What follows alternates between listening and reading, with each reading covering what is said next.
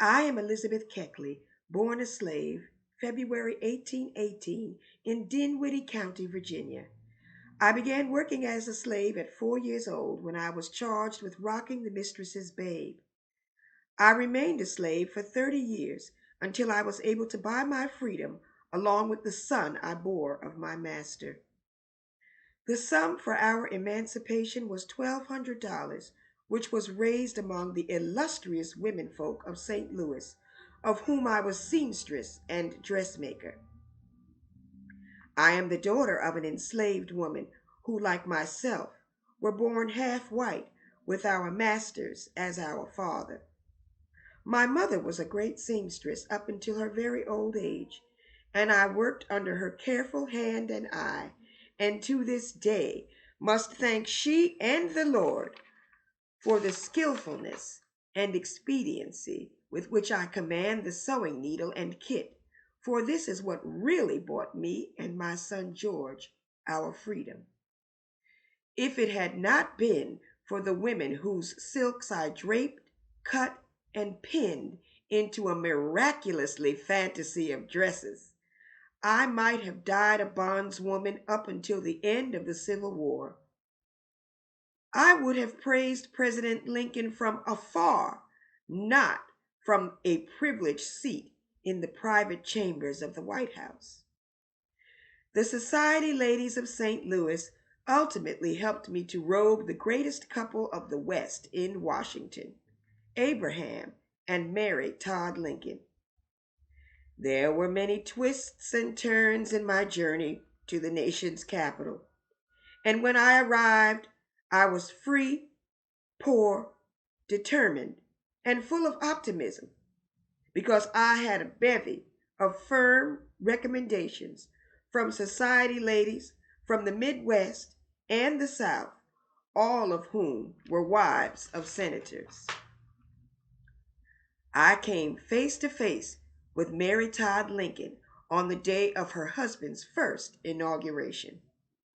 It seems Mrs. Lincoln had upset a cup of coffee on the dress she designed wearing on the evening of the reception after the inauguration of Abraham Lincoln as President of the United States. So it was necessary that she should have a new dress for the occasion. I am proud to have garnered a recommendation by the wife of General McLean. I won the position above and beyond several audiences Mrs. Lincoln held with other ladies.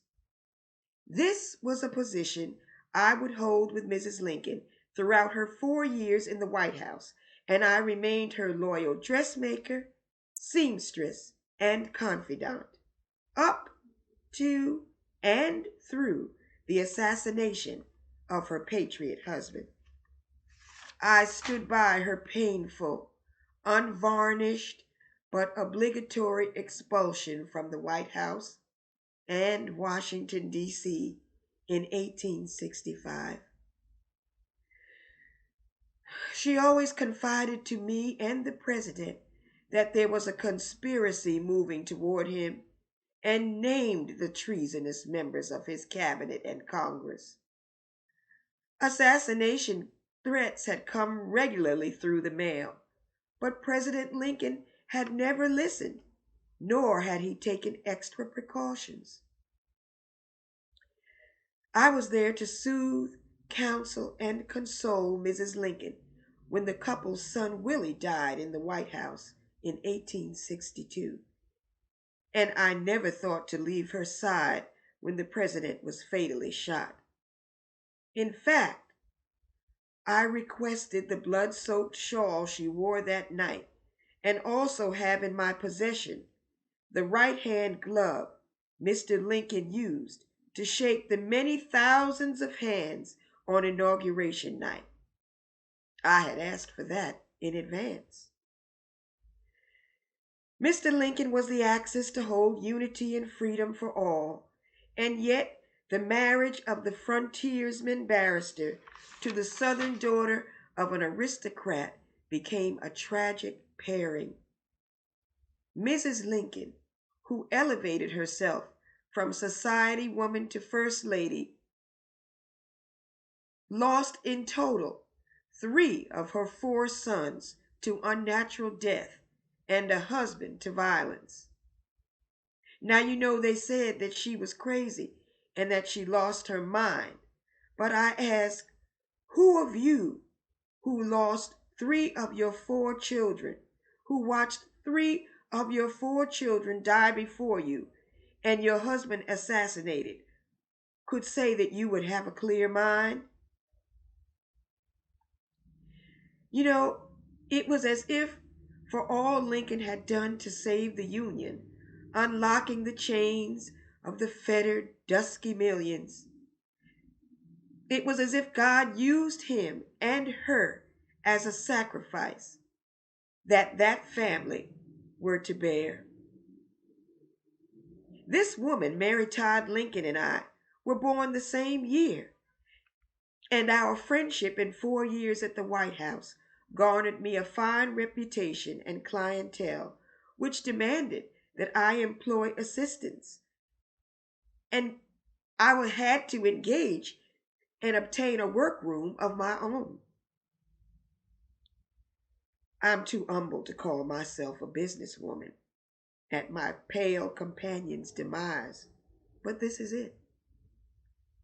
In 4 summers, I had designed and sewn as the regular modiste of the First Lady of the United States 15 or 16 dresses, during which time she spent in Saratoga and Long Branch, allowing me the freedom to work for others, like Mrs. Senator Douglas and Mrs. Secretary Stanton and others.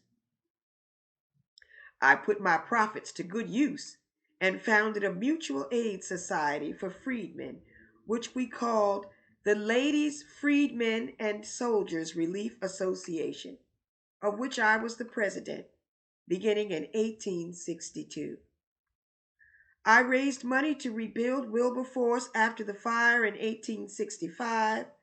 I taught sewing at the school, and in 1868, my memories of my life as a slave, seamstress, modiste for Mrs. Lincoln, and congressional elite was published. It was a controversial act, but in its pages, the truth about the character of the Lincoln couple were able to be felt, read, and heard. I thought it would be a good way to clear up the incongruities and ungraciousness afforded to the now defrocked First Lady.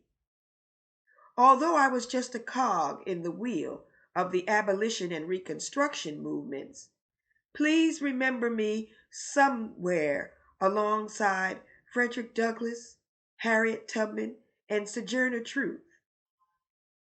I actually introduced Sojourner Truth to Abraham Lincoln, for I too am a race woman who was an early businesswoman who sweetened ladies' lives through the manipulation of beautiful silks and satins. Read more about me in my narrative, Behind the Scenes 30 Years a Slave and 4 years in the White House, published in 1868. I am yours truly, Elizabeth Keckley.